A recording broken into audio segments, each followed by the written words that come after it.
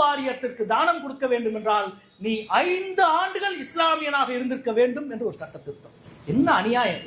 இந்த இருக்க கோவில் ரோட்டு மேல ஒரு பிள்ளையார் கோவில் இருக்கு, அதுல ஒரு உண்டியல் இருக்கு. போற போக்கில் ஒருத்தர் சாமியை கும்பிட்டு உண்டியல காசு போட்டு போறாரு.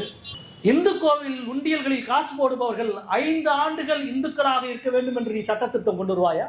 இந்த கேள்வி நியாயம் இருக்கதா இல்லையா? அது மதம் சம்பந்தப்பட்டதல்ல, அது இறை நம்பிக்கை சம்பந்தப்பட்டது.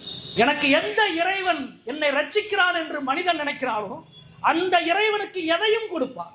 அது அவரவருடைய இறை நம்பிக்கை, மத நம்பிக்கை, மத உரிமை, அரசியல் சாசன சட்டம் வழங்கியிருக்கிற உரிமை. வாரியத்திற்கு கொடையாக கொடுப்பவர்கள் 5 ஆண்டு இஸ்லாமியர்களாக இருக்க வேண்டும் என்ற சட்ட திருத்தத்தை போல ஒரு கொடிய திருத்தம் இந்திய வரலாற்றில்